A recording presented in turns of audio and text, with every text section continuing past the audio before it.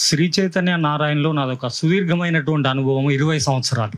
20 సంవత్సరాల అనుభవంలో నేను శ్రీ చైతన్య నారాయణలో నేను తెలుసుకున్న విషయం ఏంటంటే, ఇప్పుడు మీ అందరికి ఒక సెన్సేషనల్ న్యూస్ చెప్పబోతాను. ఏంటంటే, ఒక 6th క్లాస్లో గవర్నమెంట్లో ఒక పిల్లవాడు చదువుతాడు. 6th క్లాస్లో శ్రీ చైతన్యలో ఒక పిల్లవాడు చదువుతాడు.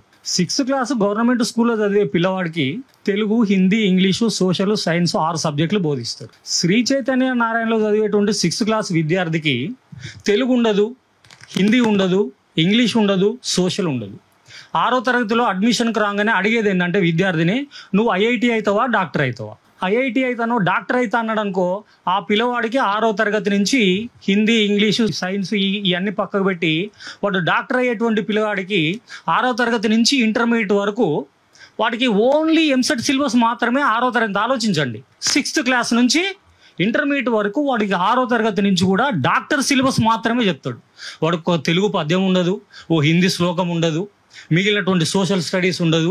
ఈ టైం అంతా వాళ్ళు దేన్ని ఒక 2 నెలల్లో సమ్మర్లో ఈ 4 సబ్జెక్టులు అన్నింటినీ కూడా కంప్లీట్ చేసి ఒక డాక్టర్ అయ్యేటువంటి పిల్లవాడికి 6వ తరగతి నుంచి ఇంటర్మీడియట్ వరకు ఎంసెట్ సిలబస్ని మొత్తం రుద్దుతూ ఉంటారు. అట్లా వాడు ఒక స్లిప్ టెస్ట్ అని, వీక్ టెస్ట్ అని, మంత్ టెస్ట్ అని, గ్రాండ్ టెస్ట్ అని మొత్తం వాడు ఇంటర్మీడియట్కి పోయేసరికి ఒక విద్యార్థి 100 టెస్టులు రాస్తాడండి. ఒక విద్యార్థి 6వ తరగతి నుంచి ఇంటర్మీడియట్ వరకు 100 టెస్టులు రాస్తాడు. గవర్నమెంట్ చదివే పిల్లవాడికి 6వ తరగతిలో పాపం వాడికి సబ్జెక్ట్ టీచరే ఉండడు, ఓ హిందీ టీచర్ ఉండడు, ఓ మ్యాథ్స్ టీచర్ ఉండడు, ఏమి ఉండడు. వాడు 6 సబ్జెక్టులు చదువుకుంటూ వాడికి స్లిప్ టెస్ట్ తెలియదు, గ్రాండ్ టెస్ట్ తెలియదు, ఎంసెట్ సిలబస్ తెలియదు. వీడు ఎక్కడి నుంచి తీసుకొస్తాడు? ఎక్కడి నుంచో కరికులం తీసుకొచ్చి ప్రైవేట్ వాడికి చెప్తే గవర్నమెంట్ ఉన్నాడు 6 సబ్జెక్టులతో కుస్తీ పట్టుకుంటా పాపం వాడికి మ్యాథ్స్ తెలియదు, ఎంసెట్ సిలబస్ తెలియదు, గవర్నమెంట్ కాలేజీలో పోతాడు. ఇక్కడ విచిత్రం ఏంటంటే, వాడు రాసేది ఎంసెట్ ఎగ్జామే, వీడు రాసేదే ఎంసెట్ ఎగ్జామ్. మరి 100 టెస్టులు రాసినటువంటి వాడికి ర్యాంక్ వస్తుందా? అసలు సిలబసే కంప్లీట్ రానటువంటి గవర్నమెంట్ వాడికి ర్యాంక్ వస్తుందా? ఇక రిజల్ట్ వచ్చేసరికి ఏమున్నది? ఎంసెట్ నీట్ వచ్చేసరికి 1, 1, 4, 4, 100 లోపు, 200 లోపు, 500 లోపు.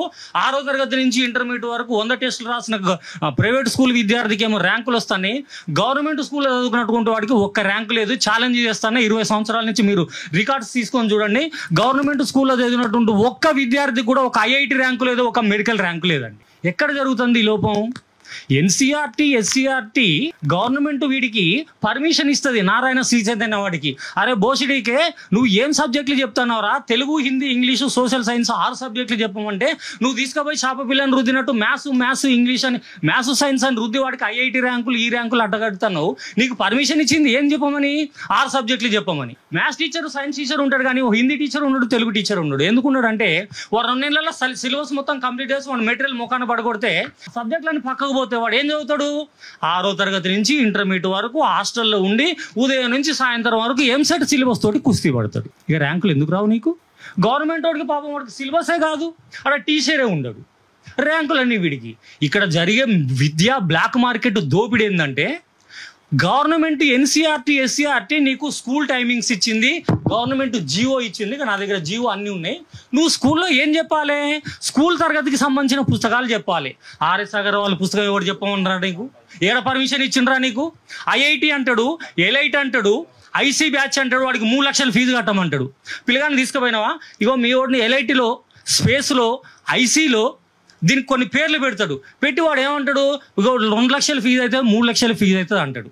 నీకు ఎన్సీఆర్టీ పర్మిషన్ దేనికి ఇచ్చిందిరా? బోసిడీకే 6 సబ్జెక్టులు చెప్పమని ఇచ్చింది. నీకు ఆర్ఎస్ అగర్వాల్ బుక్ తెచ్చమని ఎవరు చెప్పిండ్రా? అన్నాలంటాడు స్కూల్కి పోయి ఏం చెప్తున్నావు? స్కూల్ ఎందుకు పెట్టినావు అంటే, ఎవడరా నువ్వు తొక్కి నార తీస్తావు, ఎవడేందిరా? తెలంగాణ గవర్నమెంట్ దేనికి పర్మిషన్ ఇచ్చింది? 6 సబ్జెక్టులు చెప్పమని ఇచ్చింది. నువ్వేం చెప్తున్నావురా? ఏం చెప్పాలి స్కూల్లో? 6 సబ్జెక్టులు చెప్పాలి. 6 సబ్జెక్టులు చెప్తానవా? మ్యాథ్స్ వాడికి మ్యాథ్స్ అంటాను, సైన్స్ వాడికి సైన్స్ 6వ తరగతి నుంచి అంటాను. మాలాంటి వాళ్ళు పోయి ప్రశ్నిస్తే ఏమంటావు? మా మీద కేసులు పెడతావా? మేము తిరిగి కేసులు పెడతాం, కింద పడేసి తొక్కి నారదీస్తాం. ఏం చెప్పాలి నువ్వు? ఎన్సీఆర్టీ నీకు ఏం గైడ్లైన్స్ ఇచ్చింది? 6 సబ్జెక్టులు చెప్పమని ఇచ్చింది. కానీ నువ్వేం చెప్తాను? 6 సబ్జెక్టులు పక్కకు పోతాయి సార్. 2 నెలల సమ్మర్లో ఏవి తెలుగు, హిందీ, సోషలు ఇవన్నీ పక్కకు పడేస్తారు. 2 నెలలే చెప్తాడు. ఆ 2 నెలల సమయం తర్వాత మిగిలిన సమయంతో కూడా ఈ 6వ తరగతి నుంచి ఇంటర్మీడియట్ వరకు ఈ సబ్జెక్ట్ చెప్పి వాడు ఒక ఎగ్జామ్ రాస్తాడు, వీడు ఒక ఎంసెట్ రాస్తాడు. ఇక్కడ నేను గవర్నమెంట్ని డిమాండ్ చేసేది ఒకటే, నువ్వు ప్రైవేట్ స్కూళ్ళల్లో పెట్టేటువంటి అన్అఫీషియల్ కోర్సులు ఏవైతే ఉన్నాయో 3 లక్షలు 4 లక్షలు వసూలు చేసే ఫీజులు, వాటికి చట్టబద్ధత లేదు. నువ్వు ఎట్లా పెడతావు? ఎట్లా చెప్తావు? స్కూల్లో చట్టబద్ధత లేదు కనుక అన్అఫీషియల్ కోర్సులని డిమాండ్ తీసేయండి కంప్లీట్గా. లేదా నా గవర్నమెంట్ స్కూల్లో చదివే పిల్లవాడికి ఎంసెట్ ఫ్యాకల్టీ కానీ ఐఐటి ఫ్యాకల్టీ కానీ పెట్టండి. ఎందుకు?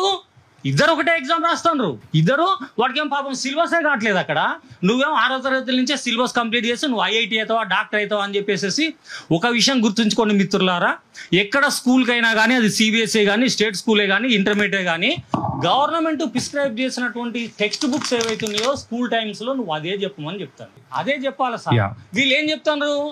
గవర్నమెంట్ ప్రిస్క్రైబ్ చేసిన సిలబస్ చెప్తలేదు. అయితే ఇక్కడ మేము ఈ ప్రాబ్లమ్ అసలు హ్యాండిల్ చేయడానికి కూడా రంగంలోకి దిగడానికి కూడా మెయిన్ థింగ్ ఏది మమ్మల్ని డ్రైవ్ చేసిందంటే, నేను డాక్టర్ కావాలనా, లాయర్ కావాలనా, ఇంజనీర్ కావాలనా, చార్టెడ్ అకౌంటెంట్ కావాలనా, ఇంకేదన్నా కావాలనా అనేది చూస్ చేసుకోనికి నాకు టైం ఇస్తలేదు, నాకు ఆప్షన్ ఇస్తలేదు ఈ సొసైటీ. సార్ మిమ్మల్ని ఒక స్కూల్లో ఒక ప్రిన్సిపాల్ అడిగిండు మీరెవరని, అప్పుడు మీరేమనాలే? అరే బోసిడీకే తెలంగాణ గవర్నమెంట్ నీకు ఏమి ఇచ్చింది, పర్మిషన్ ఇచ్చింది, ఏం సబ్జెక్ట్ చెప్పమని? Telugu, Hindi, English, science, social చెప్పమని. చెప్తున్నావు నువ్వేం చెప్తున్నావు? చెప్పకూడదు అవి.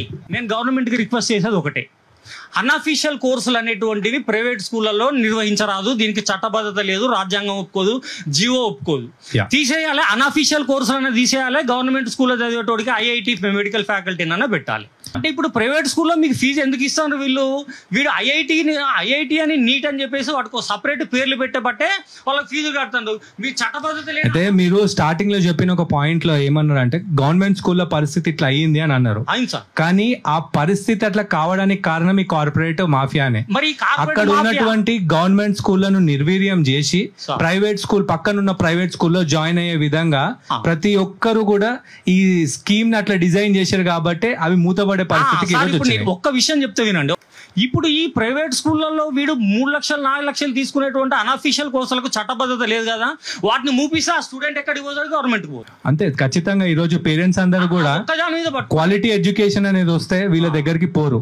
అది ఈ రోజు కూడా మేము అనేది ఏంటంటే అన్ని మూసుకోమంటలే, పద్ధతిగా నడుపుకోమని చెప్పేసి చెప్తున్నాం. నీకు ఎన్సీఆర్టీ పర్మిషన్ ప్రకారం నడుచుకో, అంతే. ఎన్సీఆర్టీ ఏం చెప్పిందో అదే చెయ్యి, అంతేగాని ఇవన్నీ పక్క పెట్టి నువ్వు వేరే కరికులం తీసుకొచ్చి పెడతా అంటే. ఎగ్జాంపుల్ ఒక్కటి చెప్తా వినండి, వైన్స్ షాప్ వాడు పర్మిషన్ తీసుకుంటూ గవర్నమెంట్ దగ్గర నుంచి, ఎక్సైజ్ డిపార్ట్మెంట్ నుంచి, వాడు ఎక్కడ మందు అమ్మాలి? తెలంగాణ మందు అమ్మాలి.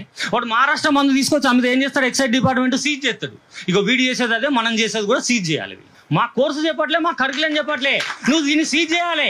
ఎక్సైజ్ గవర్నమెంట్ వాళ్ళు ఎట్లయితే టాస్క్ ఫోర్స్ పెట్టి పని చేపిస్తారో, ఎడ్యుకేషన్ డిపార్ట్మెంట్ వాళ్ళు కూడా ఈ సెక్రటరీ వీళ్ళంతా ఏం చేస్తారు? ఛాంబర్లో కూర్చొని బుర్రా వెంకటేశం గారు కానీ దేవసేన మేడం గారు ఎప్పుడైనా మీరే ఫీల్డ్ వర్క్ చేసిందా సార్? ఎప్పుడైనా స్కూల్ విజిట్ చేసిందా?